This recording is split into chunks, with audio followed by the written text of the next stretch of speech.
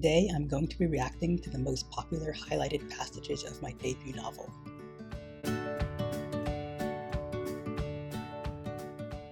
Hi, I'm Isaac Fitzsimons and I am the author of the Passing Playbook, which came out last year, and it just came out in paperback a couple weeks ago. The Passing Playbook is a YA rom-com about a soccer player who gets benched because he's trans, and he has to decide whether he wants to fight the ruling, all while falling for his teammate. So as an author, I respect reader spaces, so I don't go in and read reviews or Google my name or see what people are saying, but I do want to know what you think. And one way to do that is to look at the commonly highlighted passages from the ebook. But this week it is only $2.99, and I couldn't resist that deal, so I went ahead and I bought the ebook, so it's on my Kindle right now. And I'm going to go in and I'm going to see what are the most commonly highlighted passages. Okay, so the first highlighted passage it's in chapter 2, and it's, "I'm not going to make you grow up into someone you're not meant to be." This is actually a flashback scene, and it's between Spencer and his mom, and it's a few days after he's come out to her. And with this passage, I toyed with the word choice a little bit. So in the initial drafts, I used the word let. So it was, "I'm not going to let you grow up into someone you're not meant to be." But then in revisions, I changed it to make. And the point that I really wanted to drive home here is that in this time where trans healthcare for youth is being debated, I wanted to make the point that doing nothing is not neutral. Doing nothing is actually harmful. And I'm not speaking as a parent or a doctor, I'm speaking as someone who would have benefited immensely from having that early intervention. The second passage is in chapter 7, and it's, "Listen, here's the thing. People like you and me are going to have to work a million times harder, be a million times better, and do it without upsetting anybody in order to be successful. It's not fair, but that's just how it is." This is another flashback scene, and it's said to Spencer by his old soccer coach, who was a black woman. I also wanted to make another point, and that was to show the intersections between race and gender, especially in sports. And we see a lot of the times black women athletes are shown as too aggressive or too masculine, and that was what happened to Spencer in this scene, where this is before he'd come out. He was playing on a girls' team. He tackles another player and he gets red carded unfairly because the referee saw that thought that the tackle was too aggressive. His coach, who's a black woman, then defends him, and she also gets sent off. So I wanted to show that there's this kind of racialized aspect to this. I recently watched a video where a woman said that, with the book written by a black author, when it includes this, you must be twice as good speech. And I'm definitely guilty of it because I included it in my book. But the thing is, I don't think anybody ever said that to me growing up, but it was something that I felt and that I knew. So I think it can be validating for black teens to hear this. No, you're not making things up. It actually is harder for you than it is for your peers who are not black or not people of color.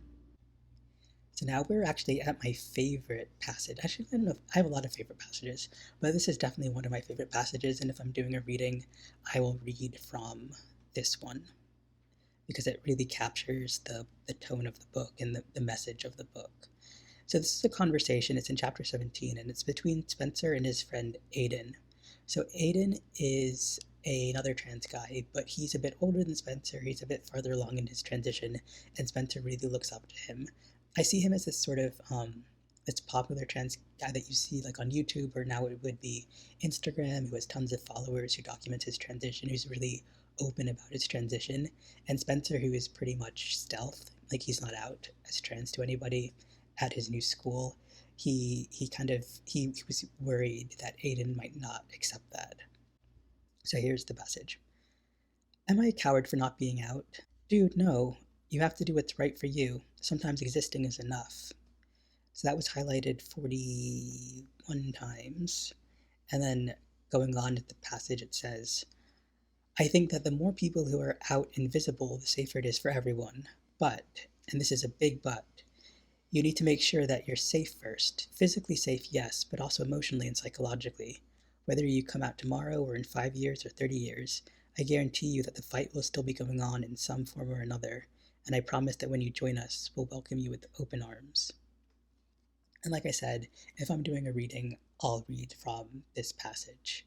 because it really just captures the message of the book. And I would never want a reader to read this book and think that they have to come out. I want them to know that it's a personal choice and it depends on many factors, including your safety, like Aiden says here. So now we're getting into a little bit of spoilery territory. It's not too spoilery, but just to warn you. So here's the passage. It's in chapter 21. The team was in position for kickoff, and every player wore an armband in the light blue, pink, and white stripes of the transgender flag. So I began writing this book in 2016, and it was a really scary time. I mean, it still is a scary time, but especially then it felt like there was this increase in visibility, and with that increase in visibility, there was this increase in attacks, which has continued to this day and is still going on. I went to the Harry Styles concert, and the entire stage was decked out in pride flags, including the trans flag. And the drummer actually had mini little flags, trans flags, all over her drum kit. And for the first time in a pretty long time, I felt like I could breathe freely. I felt like I was in a safe space. And with this scene of the team, Spencer's teammates, wearing an armband in the colors of the trans flag, I wanted Spencer to have that same feeling, the moment of being able to breathe and feeling like he's safe and supported. So sometimes with books, if it was a TV show or a movie, you can really clearly see that scene.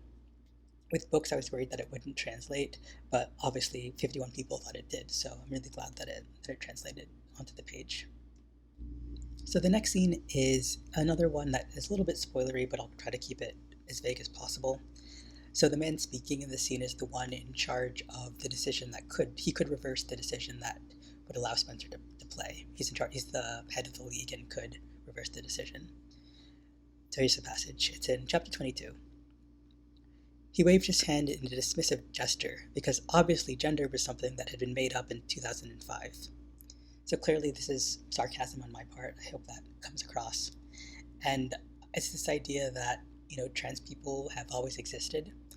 It's not something that's new, and it's not something that's this new fad or this new trend. We've always been here, and I wanted to get that across in this passage. The next one is from the same scene, and basically the same man as before has just told Spencer that the league was one of the first leagues to be racially integrated, so Spencer couldn't say that they weren't tolerant of others. And so, again, this is chapter 22. Spencer didn't want to be tolerated. You tolerated a bad smell. You tolerated a leaky faucet until it got fixed.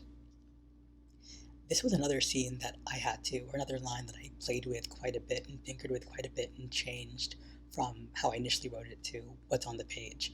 I didn't look it up, but in my mind, I think what I had written initially was Spencer didn't want to be tolerated. He wanted to be embraced. But that didn't really make you feel anything.